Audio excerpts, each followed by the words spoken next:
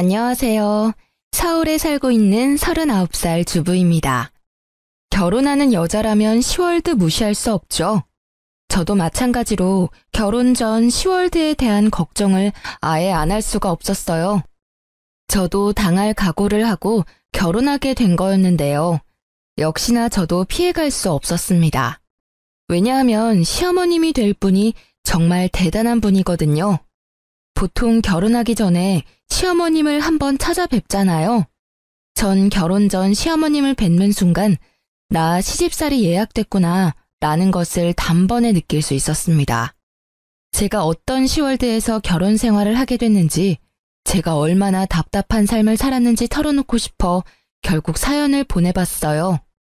남편과 전 결혼할 때 양가 부모님께 도움을 받지 않았어요. 사실 제 친정 부모님께서 맏딸 시집 보낼 때 시댁에서 기죽을 일 없도록 가전제품이나 집 구입할 때 돈을 보태주고 싶다고 하셨어요. 저도 받고 싶은 마음이 있긴 했었지만 시댁에서는 결혼할 때 도와주는 부분이 일절 없기 때문에 저도 받지 않기로 했어요. 시댁에서 도와주는 게 없는데 친정 부모님께 지원을 받게 되면 아무래도 남편이 많이 불편해할 것 같고, 남편도 이왕 이렇게 된 거 부모님 도움 없이 결혼하자고 하더라고요. 그래서 그렇게 하기로 결정했었죠. 근데 전 결혼을 준비하는 과정에서 시어머님의 태도 때문에 엄청 열받았었어요. 시어머님의 간섭이 너무 심했기 때문인데요.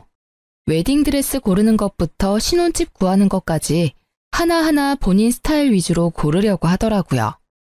처음엔 듣는 척만 하고 제 주관대로 진행했는데 왜 본인 말을 듣지 않냐고 화내시더라고요. 이 웨딩드레스가 너한테 어울린다니까? 왜 말을 안 듣니? 어머님이 고르신 게 이쁘긴 한데 너무 비싸기도 하고 제 체형에 어울리지도 않아요. 제가 고른 게 어머님이 고른 것보다 가성비가 좋기도 하고 제 체형에 딱 맞아요. 이왕 하는 결혼식 비싼 드레스 입고 하면 좋잖아. 요즘 애들 어른이 얘기하면 듣는 척이라도 해야 하는데 본인들 말이 무조건 맞다고 우기는 거 보면 짜증나 정말. 엄마, 우리가 결혼하는 거야. 누가 보면 나랑 엄마가 결혼하는 줄 알겠네. 우리가 결혼하는데 사사건건 엄마가 왜 이거 해라 저거 해라 하냐고. 그리고 드레스 입는 건 미진이가 입는 건데 엄마가 왜 간섭이야? 본인한테 어울리는 드레스는 미진이 본인이 제일 잘 알겠지. 누가 봐도 이 드레스가 훨씬 이쁘니까 그렇지. 그건 엄마 취향인 거고 미진이도 취향이란 게 있어. 계속 옆에서 이래라 저래라 할 거면 더 이상 따라오지 마. 내가 결혼 먼저 해본 사람으로서 조언 한번 한 건데 그걸 무시해버리네. 엄마, 옛날이랑 지금이랑 같냐고. 여기서 한마디만 더 하면 엄마 그냥 집에 가? 엄마가 지금 하는 건 조언이 아니고 태클이야. 나도 엄마 때문에 스트레스 받는데 미진이는 오죽하겠어? 남편이 중간에서 잘 끊어준 덕분에 어머님의 간섭을 더 이상 받지 않을 수 있었어요. 남편이 대신 뭐라고 하지 않았더라면 이 결혼 업고 싶다는 마음이 들었을 거예요. 결혼을 준비하면서 본인이 전부 비용을 내주기라도 하는 것처럼 행동하는 어머님 때문에 스트레스가 정말 많이 쌓였어요. 남편과 결혼한 뒤로 별일이야 있을까 싶었는데 시어머님 한 분 때문에 별의별 일을 다 겪었어요. 일단 저와 남편은 맞벌이 부부인데요. 요즘 시대에 한 사람만 일해서 생활하는 건 무리가 있는 편이잖아요. 저와 남편 모두 일을 그만둘 생각이 없었기에 일을 계속하기로 결정했어요. 근데 어머님이 의외로 제가 일하는 거에 있어서 굉장히 신경 쓰는 것 같아 보였어요. 시어머님들은 요즘 며느리가 일하는 걸 좋아한다고 들었거든요. 자기 아들이 힘들게 일하고 며느리가 집에만 있는다고 하면 썩 좋아하지 않는다고 해요. 아무래도 본인 아들만 혼자 힘들게 일하고 그 번 돈으로 며느리가 같이 쓴다는 것 자체가 마음에 안 든다는 말을 들은 적이 있었어요. 그래서 제가 집에서 전업주부로 일하는 것보다 일하는 걸 좋아하실 줄 알았는데 오히려 자기 아들 기죽을까봐 싫어하는 눈치였어요. 남편과 전 돈을 못 버는 편은 아니에요. 다만 남편이 아무래도 저보다 사회생활을 늦게 하기도 했고 제가 남들에 비해 사회생활을 좀 일찍 한 편이기도 했어요. 그래서 제가 남편보다 조금 더 월급이 높아요. 그리고 친정집이 좀 사는 편이거든요. 근데 어머님께서 친정집이 여유 있는 것과 제가 돈을 잘 버는 걸로 트집을 잡더라고요. 미진아, 너가 연봉이 얼마라고 했지? 네? 어머님 그건 왜요? 너가 우리 아들이랑 결혼했을 때 정확히 반반하기로 먼저 제안했었다며? 아, 네. 그러긴 했는데 그이도 그러길 원했어요. 제가 먼저 말을 꺼낸 건 맞지만요. 근데 갑자기 왜요? 너가 우리 아들보다 돈 많이 버는 걸로 알고 있는데 그러면 너가 조금 더 해왔어야 하는 게 맞지 않나 싶다. 요즘은 남녀 평등을 중요시하는 시대라서 옛날처럼 남자가 더 해와야 한다. 그런 게 없잖아. 너가 돈을 더 벌기도 하고 분명 돈도 그만큼 많이 모아놨을 것 같은데 그럼 가전제품 하나라도 너가 더 해왔어야 하는 게 맞지 않니? 그리고 사돈어른께서 사업하신다고 하지 않았냐? 친정집도 꽤 사는 것 같은데 딸이 결혼한다고 하면 돈 조금이라도 줬을 것 같은데 전혀 안 해줬더라. 그건 어떻게 된 거니? 어머님, 저희는 정확히 반반으로 하기로 약속하고 결혼한 거였어요. 그리고 저희 친정집이 아무리 잘 산다고 해도 우리 힘으로 결혼하기로 했던 거라서 받지 않기로 결정했던 거였고요. 남편이 먼저 안 받았으면 좋겠다고 한 거였어요. 그리고 따지고 보면 어머님도 우리 결혼했을 때 전혀 지원해준 게 없으시잖아요. 아무리 제가 돈을 많이 벌고 친정집이 잘 사는 편이라고 해도 제가 더 많이 돈을 낼 필요까지는 없다고 생각해요. 어머, 내가 도와준 것도 없으면서 오지랖 부렸다는 말로 들린다. 돈 있는 사람이 돈 내고 그러는 거지. 쪼잔하게 딱딱 나누고 그러면 어떡해? 부부라는 애들이 너무 재고 그런다. 애초에 경제권도 한 사람이 다 관리하기로 했던 게 아니라 각자 번 돈은 각자 관리하기로 했어요. 그리고 남편도 누가 더 했느니 안 했느니 그런 걸로 싸우기 싫다고 반반으로 했으면 했고요. 그렇게 약속까지 했는데 친정 부모님한테 돈 받아서 하는 건 아니라고 생각했어요. 있는 것들이 더한다고 너가 딱 그 꼴이다. 우리 아들이 돈 없는 부모 만난 게 죄지 죄야. 미안하다. 내가 돈이 너무 없어서 너희 결혼할 때 단돈 10원도 지원 못 해줘서. 앞으로 너한테 돈 달라는 말도 못 하겠다. 어머님, 너무하세요. 앞으로 돈 문제로 꼬투리 안 잡았으면 합니다. 결혼이 아무리 집안 대 집안이라고 해도 양가 부모님께서 도움을 준 게 아니라면 이렇게 하나하나 트집도 잡아서는 안 된다고 생각해요. 그리고 저희 친정집이 돈이 많은 건 맞지만 제가 많은 게 아니잖아요. 그건 오로지 부모님 돈입니다. 어머님이 자꾸 저희 친정집 걸고 넘어지는 거 듣고 싶지 않고 앞으로 친정집 얘기하시면 저 가만히 듣고만 있지 않을 거예요. 야, 시어머니로서 할 수도 있는 말을 왜 이렇게 안 이꼽게 듣니? 너 이제까지 그렇게 배워가며 살았니? 이제 막 시집 온 애가 못하는 말이 없네. 말 따박따박 대꾸하는 것 봐. 이제 너 남편도 아주 잡아먹겠다 얘. 제가 잘못한 부분이 있으면 이렇게 말하지도 않죠. 제가 잘못하지 않는 일로 트집 잡으시면 저도 할 말은 하겠습니다. 어머님과 대화할 때마다 이런 식으로 돈으로 시작해서 돈으로 끝날 때가 많았어요. 제가 돈을 좀 벌고 친정집이 잘 사는 편이니까 콩고물 떨어질 게 없나 생각할 때도 많았고요. 본인한테 조금이라도 돈이 들어오지 않거나 자기 아들이 조금이라도 손해보는 것 같으면 항상 자기가 돈이 없는 게 죄라면서 절 항상 나쁜 사람으로 만들더라고요. 제가 조금이라도 반박하면 며느리가 시엄마 잡아먹는다며 피해자 코스프레를 하는 편이신데 남편은 원래 어머님이 이런 성격인 걸 아니까 어머님이 이간질을 해도 믿지 않고 중간 역할을 잘하고 있어요. 그런 어머님께서 제 돈을 제대로 탐한 사건이 있어요. 제가 다니는 회사는 보너스가 자주 나오는 편이에요. 한 번 줄 때마다 나름 많이 주는 편이거든요. 언제 한 번은 제가 회사에서 100만 원 보너스를 받은 적이 있었어요. 보너스는 거의 현금으로 주는 편이라서 이번에도 현금으로 받았었는데요. 제가 현금을 받으면 바로 통장에 입금하지 않고 집에 보관할 때가 많았어요. 그 당시에 주변에 결혼하거나 돌잔치를 하던 친구들이 많은 편이라서 현금이 생기면 되도록 직접 가지고 있었어요.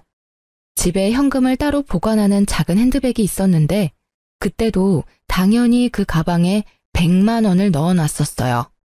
보너스를 받고 난 뒤 보름 뒤에 친구 결혼식이 있었는데요. 그래서 전날 미리 축의금을 봉투에 담아두려고 현금을 담아둔 가방을 찾았는데 그 가방이 없어졌더라고요. 놀란 저는 남편한테 가방이 어디 있는지 물어봤는데 남편도 전혀 모른다고 했어요. 근데 남편이 며칠 전에 어머님께서 김치 두고 간다고 비밀번호를 물어본 적이 있었다고 합니다. 그 순간 어머님이 딱 의심되더라고요. 그래서 저와 남편은 모른 척하고 어머님을 저희 집에 불렀습니다. 어머님, 지난번에 저희 집에 와서 김치 두고 가셨다면서요? 제가 정신이 없어서 감사 인사를 못했네요. 아, 그럼 그때 내가 준 김치 아직도 안 먹어봤겠네? 지금이라도 알았으니 오늘 저녁에 먹어봐. 네, 근데 어머님, 혹시 그때 저희 집에 오셨을 때 제 가방 못 보셨어요? 검정색 핸드백인데요. 아, 그거? 내가 가져갔는데. 지갑이랑 핸드폰만 딱 넣고 다니기 좋아서 내가 가져갔었지. 그건 왜? 어머님, 그래도 그 가방 제 물건인데 말이라도 좀 하고 가져가셨어야죠. 거기 안에 현금 있었죠? 현금? 그건 왜? 그 가방 제가 현금 보관할 때 쓰는 가방이에요. 그거 돈 안 쓰고 그대로 두셨죠? 이따 집 가실 때 제가 집까지 차로 모셔다 드릴 테니까 그 가방 저한테 돌려주세요. 현금 그대로 담아서요. 나 그 현금 좀 썼는데 괜찮니? 어머님, 그 돈 쓰시면 어떡해요?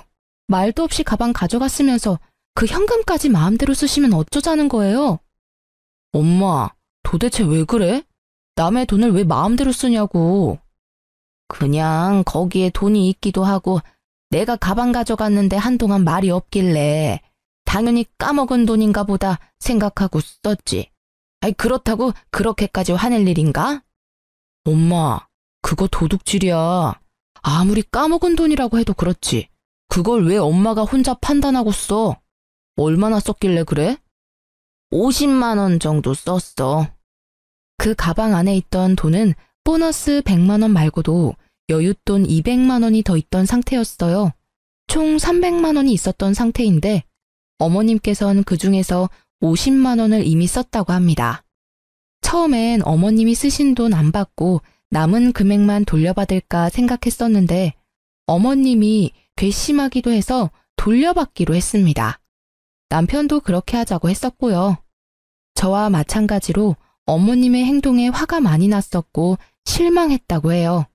그래서 남편은 오히려 2배로 돌려달라고 말하기까지 했더라고요. 남편이 화를 크게 내니까 그 화를 이기지 못한 어머님께서 결국 저희한테 2배로 돌려주셨어요. 남은 금액도 그대로 돌려받았었고요. 엄마한테 그 돈 주는 게 그렇게 아깝냐고 크게 한 소리를 듣긴 했었지만 잘못된 건 바로 잡아야 한다고 끝까지 돌려받기로 했어요. 그 뒤로 한동안 어떤 일도 일어나지 않고 잠잠하게 지내고 있었는데 방심하고 있을 때 일이 하나 더 터졌어요. 제가 야근하지 않고 일찍 퇴근한 적이 있어요. 오랜만에 일찍 퇴근한 김에 남편과 외식하려고 기분 좋게 집에 가고 있었어요. 집 근처에 도착한 순간 아파트 정자에 앉아 계시던 동네 아주머니가 저한테 다가오더니 갑자기 제 등짝을 때리면서 욕을 하기 시작했어요. 이 여자야, 너 재작년에 여기 이사 온 년이지? 여기가 어디라고 너 같은 계집년이 이 동네로 이사를 와? 술집에서 몸이나 판 년이 눈만 높아가지고. 아무리 저렴한 여자라도 수준 높은 집은 알아가지고 너 때문에 우리 아파트 집값 떨어지면 책임질 거야? 당장 이사가. 그게 무슨 말씀이세요? 제가 몸 팔던 년이라뇨. 너 술집 다닌다는 소문 내가 다 들었다. 너 시애미한테 다 들었어. 아무리 직업에 귀천이 없다고 하지만 넌 너무 천하다 천해. 시애미 말로는 너가 자기 아들이랑 결혼하고 싶다고 애걸복걸 엄청 했다고 하던데. 맞지? 아무리 천해도 그렇지 분수에 맞게 살아야지. 여기가 어디라고 너같이 천한 애가. 그리고 아무리 돈이 없는 년이라고 해도 뭐라도 들고는 와야지.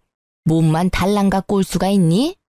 제가 동네 아주머니 붙잡고 자세히 얘기 좀 해달라고 부탁했습니다.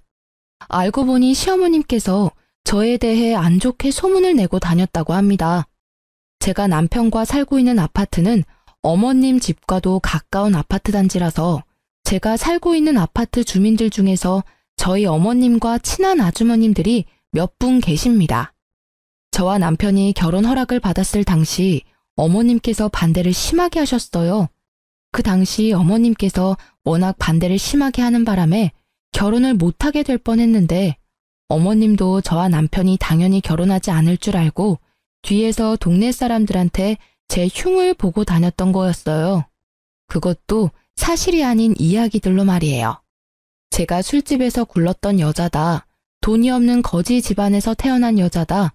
남편 등골 빼먹는 여자다 등등 유언비어를 하고 다녔더라고요. 당연히 제가 남편과 결혼하지 않을 거란 생각에 그랬던 거였고요. 이 사실을 동네 아주머님께 듣고 나서 화가 난 저는 그대로 남편에게 말했습니다. 남편은 그 사실을 듣고 어머님께 바로 찾아가서 이 소문을 낸 사람이 엄마가 맞냐면서 따지기 시작했는데요. 엄마, 오늘 미진이가 아파트 옆 라인에 사는 아줌마한테 엄마가 낸 소문 다 듣고 왔대. 거지 근성이 있네 마네 그런 소리 전부 다 듣고 왔다는데? 엄마가 낸 소문 맞아? 어? 그게 무슨 말이야? 내가 이상한 소문을 내다니. 난 그런 적 없다. 아무리 내가 입이 가볍다고 해도 며느리에 대해 안 좋게 말하고 다니겠니? 엄마가 미진이에 대해서 안 좋게 소문낸 사실 맞냐고. 남편이 어머님을 계속 추궁하니 어머님은 솔직하게 인정하고 터놓았습니다. 어머님이 인정하는 순간 얼마나 열받던지 어머님 한 분 때문에 동네에서 얼굴을 들고 다니지 못하게 됐습니다. 얼마나 황당하던지. 맞아. 근데 엄마 그렇게 심한 말은 한 적 없어.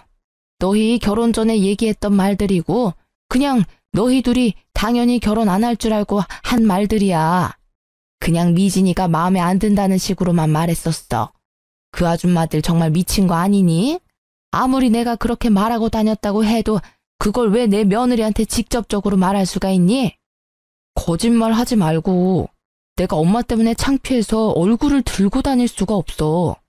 욕할 사람이 없어서 며느리 될 사람 욕을 하고 다녀? 그것도 우리가 사는 동네 아줌마들한테. 그 아줌마가 미진이한테 술집 년이 집값 떨어지게 왜 이 집에서 사냐는 식으로 말했대. 이 사람이 뭘 그렇게 잘못했다고 그런 소문을 내고 다녀. 우리 앞으로 여기 어떻게 살라는 거야? 그땐 홧김에 그랬던 거였어. 절대 악의는 없었단 말이야. 그렇다고 무작정 찾아와서 나한테 따지면 어떡해? 난 한두 사람한테 말했을 뿐이야. 이렇게 동네 사람들한테 다 퍼질 줄은 몰랐어. 아이고, 그 놓친네 주둥이 겁나 가볍네. 벌써 동네 사람들 귀에 다 들어갔단 말이지? 그래, 내가 다 잘못했고 지금은 너희에 대해서 아줌마들한테 말하지 않아. 지금도 그렇고 앞으로 그런 일 절대 없을 거야. 옛날 일이니까 용서해줘. 어머님은 약 2년 전쯤에 한 아주머님께 말했다고 해요. 근데 그 말이 2년 정도 지난 후에야 소문으로 퍼졌다고 하는데요. 어머님 말씀으로는 그 당시에 저에 대해 잘 모르던 때라 없는 집 애처럼 보인다, 술 잘 마시게 생겼다. 이런 식으로 밖에 말하지 않았다고 합니다. 근데 그 소문이 소문을 낳게 되고 결국 제가 몸이나 굴리는 여자라는 식으로 소문이 났다고 해요.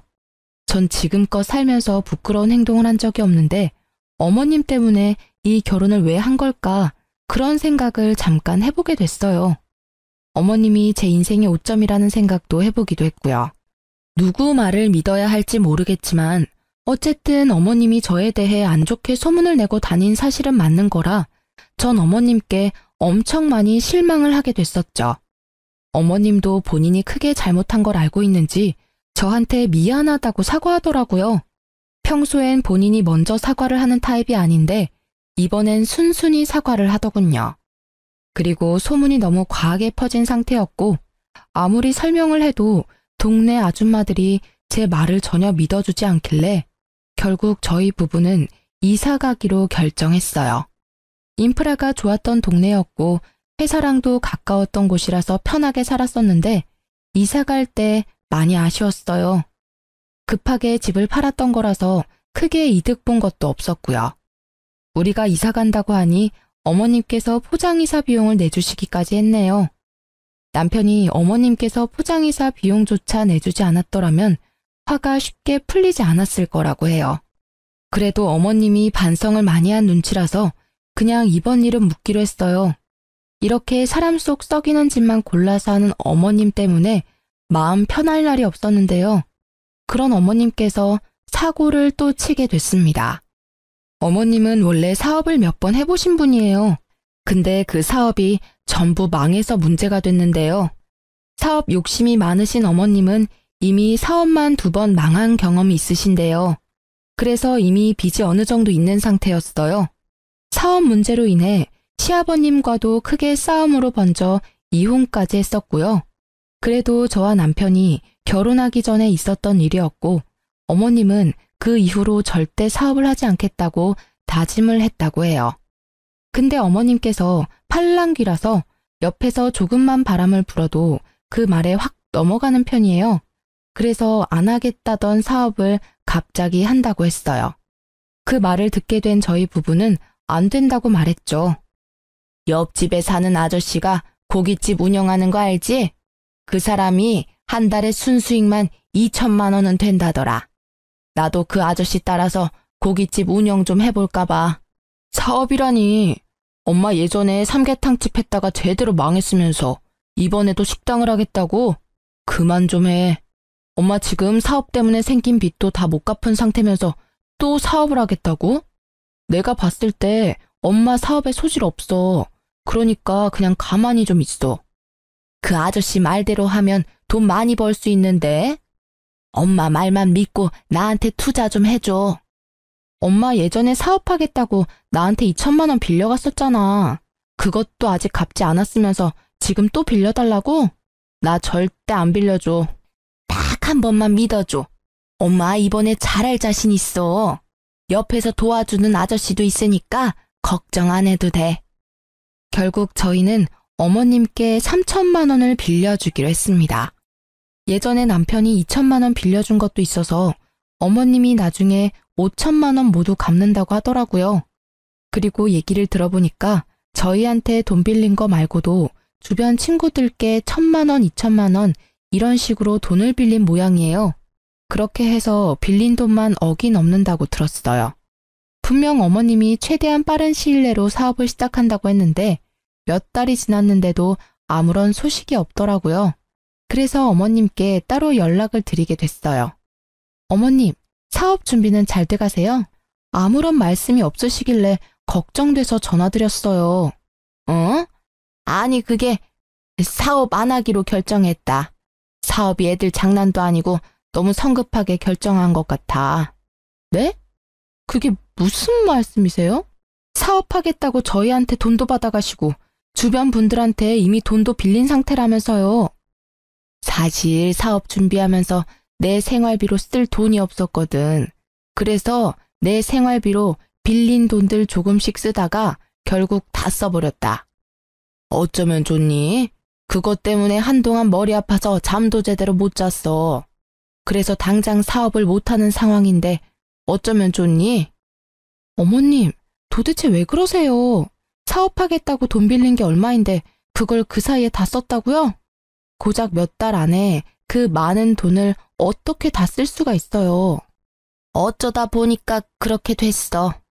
미진아, 정말 미안한데 돈 빌려준 친구들이 자꾸 돈 갚으라고 난리도 아니야. 급한 돈만 너가 대신 갚아줄 수 없겠니? 내가 지금 그 큰 돈이 어디에 있겠어. 다 갚아달라는 말은 안 할 테니까 5천만 원 정도만 빌려줘. 어머님, 어머님이 저희한테 빌려간 돈만 5천만 원이에요. 근데 저희 보고 5천만 원을 또 달라는 말씀이시잖아요. 저희가 돈을 그냥 버는 줄 아세요? 저희 이제 돈 없어요.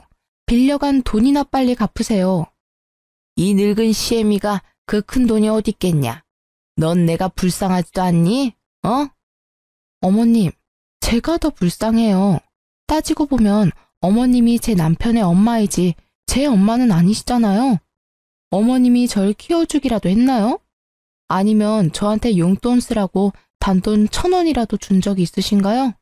항상 저한테 받아만 가셨지 정작 어머님은 저한테 해주신 게 전혀 없으시잖아요. 어머님께 뭐 해달라고 바라지도 않을 테니까 제 돈이나 제때 갚으세요. 알겠어요?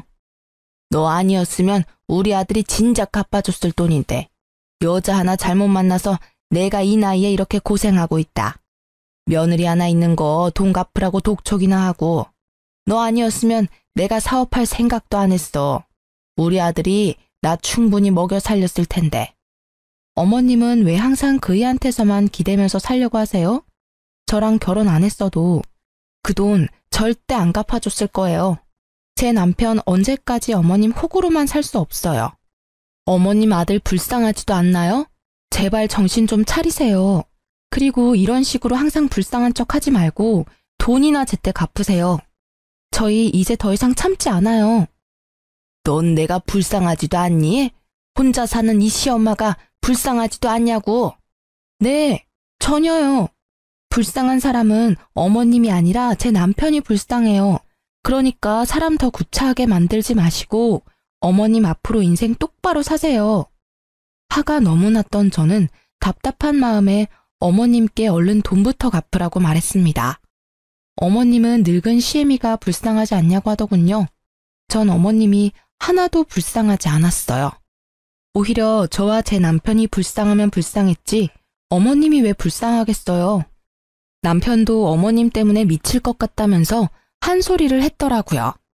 어머님은 자식 새끼 있는 거 다 소용없다고 돈 절대 못 갚는다고 우겼고요.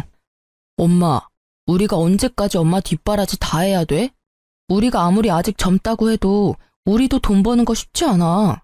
엄마가 사고 친 거 늘 수습해 줄 수 없다고. 우리도 이제 아이도 낳아야 하고 더 넓은 집으로 이사도 가야 하는데 엄마가 사고 친 거 수습하느라고 모아둔 돈 절반 이상이 사라졌어. 엄마도 이제 정신 좀 차리고 살아. 자식한테 부끄럽지도 않아? 내가 널 이제까지 어떻게 키웠는데? 너 이렇게 모질게 엄마 대할 거야? 엄마가 그 많은 돈을 어떻게 혼자 갚겠어? 젊은 너가 좀 도와줘야 하지 않겠냐고. 엄마가 날 언제 잘 키웠다고 그런 말을 해? 솔직히 엄마가 날 키운 게 아니라 나 혼자 잘 큰 거지. 이런 식으로 자꾸 안 갚으려고 하지 말고 당장 갚아요. 안 갚으면 평생 엄마 안 보고 살 거니까 그런 줄 알아요. 뭐? 엄마를 안 보고 산다고? 그래, 평생 보고 살지 말거라. 나도 너 같은 새끼 자식이라고 생각 안 하고 살으마. 그깟 돈 얼마나 된다고 참. 그 말 꼭 지키세요. 안 갚는 순간 우리 바로 소송 겁니다. 그런 줄 아세요. 그리고 돈 갚는 얘기 아니면 나한테 전화하지 말고요. 엄마 얼굴 꼴도 보기 싫으니까. 너 엄마 진짜 안 보고 살 거야? 그리고 소송이라고? 그게 애미한테 할 소리야? 엄마가 나한테 한 행동은 부모로서 잘한 짓이고 나 이제 부모 같지 않은 엄마한테 잘할 필요 전혀 없다고 봐. 그러니까 없는 전까지 떨어지게 만들지 말고 제발 조용히 좀 살아요. 남편도 어머님 때문에 많이 지쳤는데 안 보고 산다는 말까지 하더라고요. 어머님도 그런 남편이 밉고 싫었는지 여자 하나 잘못 만나서 본인 팔자 본인이 망친다는 말을 하면서 저희와 안 보고 산다고 하셨어요. 그 뒤로 어머님은 본인이 살고 있던 집을 팔아서 저희한테 빌린 돈 전부 갚았습니다. 어머님이 집을 팔고 나니까 약 1억 3천만 원 정도 됐다고 하더라고요. 거기서 저희한테 6천만 원 정도 주셨습니다. 어머님이 저희한테 빌려간 돈 5천만 원과 함께 이제껏 이것저것 가져간 자잘한 돈이 많았었기 때문에 총 6천만 원을 저희에게 주셨어요. 그리고 남은 돈이랑 급한 불을 끈 모양입니다. 근데 이제까지 빌린 돈을 전부 갚을 돈은 아니었기 때문에 여전히 독촉 전화를 받는다고 해요. 돈이 급하게 갚기 위해 집을 판 어머님은 한동안 사우나에서 지낸 것 같았어요. 근데 이것도 할 짓이 못 되니까 결국 허름한 단칸방에서 지내고 있다는데요. 그것도 달동네에 있는 곳이라서 집까지 가려면 한참 걸어가야 한다고 해요. 그 뒤로 어머님과 안 보고 살고 있었는데 어머님은 혼자 힘으로 돈 갚는 게 힘드셨는지 몇 달 만에 저희를 찾아왔는데요. 원래 만나고 싶지 않았었는데 그래도 마지막으로 뵙기로 했어요. 어머님, 어쩐 일이세요? 왜 그동안 연락 안 받았니? 100통은 넘게 한 것 같은데. 제가 어머님을 왜 만나야 해요? 원래 우리 안 보고 살기로 한 거잖아요. 그래, 그랬었지.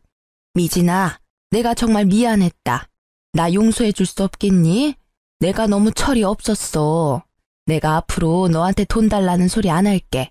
그러니까 나 데리고만 살아줄 수 없겠니? 진짜 돈 갚아달라는 말 절대 안 할게.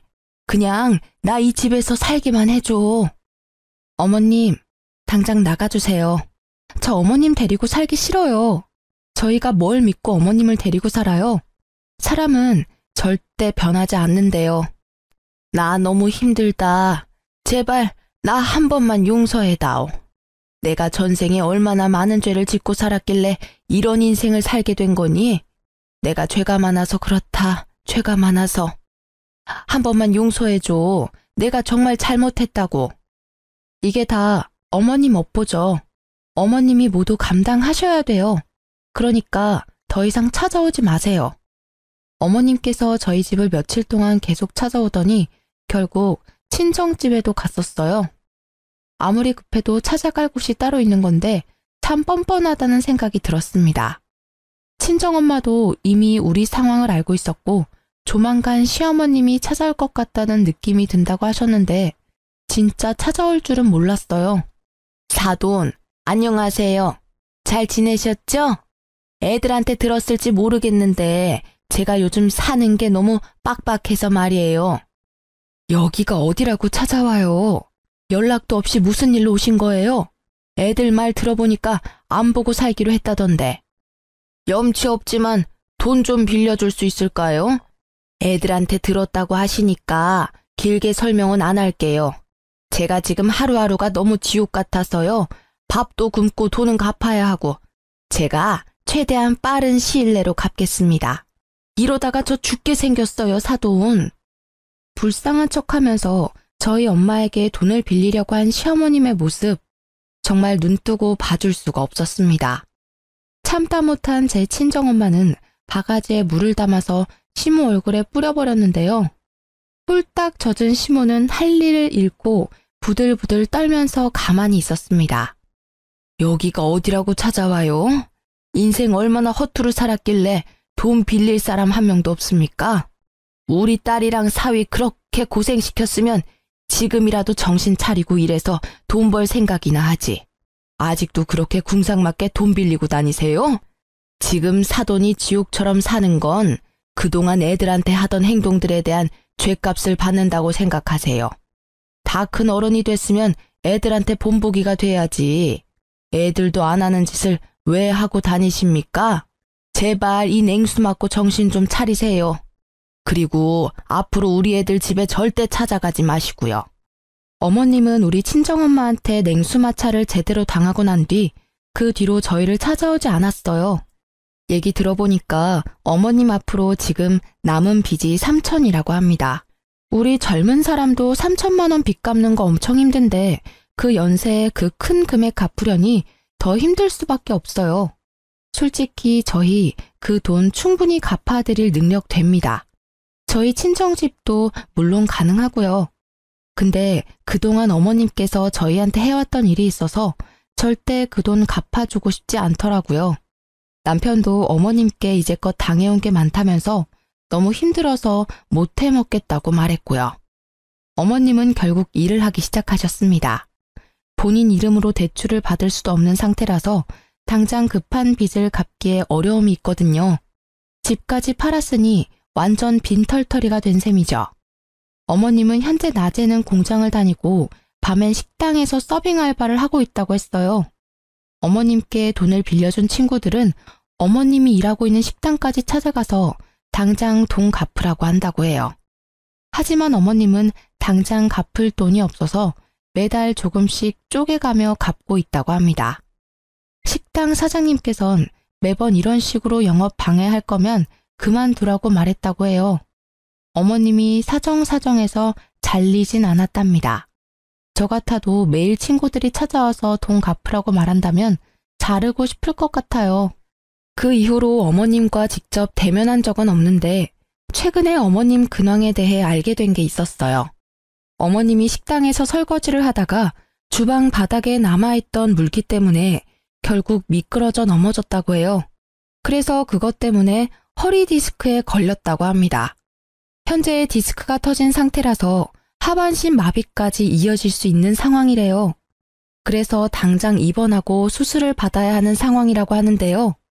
어머님이 현재 상태가 너무 좋지 않은 관계로 어머님 대신 식당 사장님께서 직접 전화하셔서 지금 어머님 상태에 말씀해 주셨습니다. 근데 저희와 전혀 상관없는 일이라고 알아서 해결하라고 말씀드렸어요. 그리고 일하다가 다친 거니까 식당에서 알아서 산재 처리를 하라고 말했습니다. 어머님이 일하고 있는 식당 사장님께서도 어머님과 저희 부부관계에 어느 정도 알고 있다고 해요. 그래도 그렇지. 시어머님이 다친 상태인데 그렇게 매몰차게 대해도 되는 거냐고 하더군요. 이제까지 우리 시어머님 자식으로 며느리로서 살아보지 않으면 그렇게 말할 수 없을 것 같아요. 우리처럼 반응이 나오는 게 정상일 겁니다. 매정하다고 생각해도 어쩔 수 없어요. 그리고 제가 허리 디스크를 갖고 있어서 아는데 그거 빨리 치료하지 않으면 큰일이거든요. 결국 움직이지 못하고 누워만 있는다고 하는데 그건 본인이 알아서 해야 할 일이라고 생각해요. 남편도 어머님이 다쳤다는 걸 알고 있어도 크게 신경 쓰지 않았고요. 최근에 시어머님과 이혼하고 조용하게 살고 계셨던 시아버님께 연락이 왔었는데요. 한동안 시아버님과 연락을 못하고 지냈는데 갑자기 시아버님께 연락이 와서 몹시 놀랬어요. 아버님은 저희에게 연락하셔서 무슨 일이길래 너네 엄마가 자기한테까지 연락하게 만드냐고 묻더라고요. 알고 보니까 시어머님이 아버님한테까지 연락을 한 모양이더라고요. 모든 상황을 설명해드렸더니 그 옆에 아직도 정신 못 차렸다면서 그 허리 디스크 수술 절대 시켜주지 말라고 저희한테 단호하게 말씀하시더라고요. 아버님께서 죽든 말든 알아서 하고 빚부터 병원비까지 절대 돈 한 푼 못 준다고, 그리고 지금 잘 살고 있는 애들 앞길 절대 망치지 말고 쥐 죽은 듯이 살라고 경고까지 했다고 합니다. 어머님은 아버님께 죽고 싶지 않다고 사람 한 명 살린다 생각하고 돈 빌려달라고 사정을 했다네요. 근데 아버님은 그런 어머님의 연락을 받지 않고 무시하고 있다고 합니다. 아버님도 어머님과 함께한 결혼 생활이 지옥 같았다고 합니다. 20년 가까이 같이 사는 동안 아버님이 어머님 대신해서 갚아준 돈만 1억이 넘는다고 해요. 그렇게 하지 말라고 한 사업에 대한 욕심을 포기하지 못해서 자주 싸웠다고 하더라고요. 계속 사업은 망하고 중간중간 까먹은 돈이 너무 많아서 결국 지친 나머지 이혼을 결정하게 된 거라고 합니다. 제 남편을 보고 억지로 살아보려고 했었지만 평생 정신 못 차릴 여자라는 것을 제대로 경험하고 결국 이혼을 결정했다고 해요. 처음엔 제 남편 데리고 나올 생각이었는데 어머님이 자기 아들까지 뺏어갈 생각 죽어도 하지 말라고 했었고 기절까지 할 정도였어서 결국 제 남편만 두고 나왔다고 합니다. 그 당시 어차피 남편도 다 큰 상태라서 남편은 어머님 옆에 남기로 결정했고요. 근데 남편은 그때 어머님을 선택한 게 정말 후회가 된다고 하더라고요. 시부는 저희에게 남편도 못 참는 일을 자식이 책임질 필요는 절대 없다고 죄책감 갖지 말고 우리 부부 앞날만 신경 쓰라고 하셨습니다. 최근 어머님의 소식을 듣지 못했어요. 여전히 건강과 빚 때문에 하루하루 지옥 같으시겠죠. 저희 부부는 어머님과 연락을 안 한 뒤부터 모든 일이 잘 풀리기 시작했어요. 어머님 때문에 아버님과도 연락을 잘 못하고 있었는데 어머님과 연락을 안 한 뒤부터 아버님과 자주 연락하고 살았었습니다. 이혼하게 된 건 다 어머님 때문인데 어머님은 항상 아버님이 자기 그냥 버리고 간 나쁜 사람이었다고 욕을 했었거든요. 그래서 결혼식 올릴 때도 아버님을 초대하지 못했습니다. 항상 그게 마음에 걸렸었는데 이젠 아버님께 최선을 다해 잘해드릴 생각이에요. 남편도 울면서 아버님께 사과했고요. 오히려 아버님은 어른 때문에 자식이 괜히 고생만 하는 것 같다고 미안하다고 사과를 하시더라고요. 그리고 우리 결혼할 때 조금이라도 보태주고 싶었다며 저희한테 주기 위해 이제껏 돈을 모았다고 하더라고요. 무려 7천만 원이란 돈을 주셨습니다. 그리고 저희 부부는 아이를 갖게 됐는데요. 아이가 태어난 지 몇 달 되지 않았어요. 아이가 태어나기 전 조금 더 큰 집으로 이사 갔고요. 아버님이 저희에게 7천만 원을 주신 덕분에 수월하게 이사 갈 수 있었어요. 방이 4개인 집인데 아버님과 같이 살기로 했는데요. 처음에 아버님이 같이 사는 걸 피하셨는데 앞으로 저희가 효도 많이 하고 싶다고 사정사정을 해서 같이 살기로 했습니다. 말은 같이 살기 싫다고 말씀하셨지만 속으로는 많이 좋으셨나 봐요. 맨날 웃음만 가득하시고 우리 아기 돌보는 재미도 많이 있으신 모양이에요. 어머님과 이혼한 후 혼자 사시면서 많이 적적했을 텐데 지금이라도 제 남편과 행복하게 잘 살았으면 합니다. 그동안 해드리지 못한 효도 많이 해드리고 싶어요. 이제 막 태어난 아들도 아버님이 좋은지 남편에게 안겨있는 시간보다 아버님께 안겨있는 시간이 더 많아요. 아버님과 같이 살다 보니 어머님과 살았던 시간이 정말 최악이었다는 걸 몸소 느낄 수 있었습니다. 진작에 아버님을 모시고 살 걸 후회하기도 했고요. 남편은 지금까지 어머님과 같이 살았던 시간이 정말 지옥 같았고 힘들었다고 말합니다. 그동안 아버님께 자주 연락을 못 드린 게 정말 후회스럽다고 하고요. 아버님은 항상 아들이 그리워서 울었다고 하시는데 그 말을 듣는 순간 저희 부부는 많이 울었습니다. 다른 집 시어머님도 제 시어머님처럼 다 이러시는 건지 모르겠지만 전 제대로 시집살이를 겪었네요. 남편은 외동아들이라서 모든 걸 다 책임져야 한다는 책임감이 강했는데 그 책임감 이제 느끼지 않아도 돼서 너무 행복하다고 합니다. 앞으로 남편, 아버님, 저와 제 아이 이렇게 넷이서 남은 인생 잘 살 생각입니다. 지금도 물론 잘 지내고 있고요. 저처럼 시어머님 때문에 많은 고생을 한 분이 계시다면 참지 마시길 바래요. 아무리 결혼이 집안 대 집안이라고 해도 시부모님이 아무리 남편의 어머님이라고 해도 아닌 건 아니라고 확실히 행동할 필요가 있어요. 지금까지 제 사연 들어주셔서 감사해요.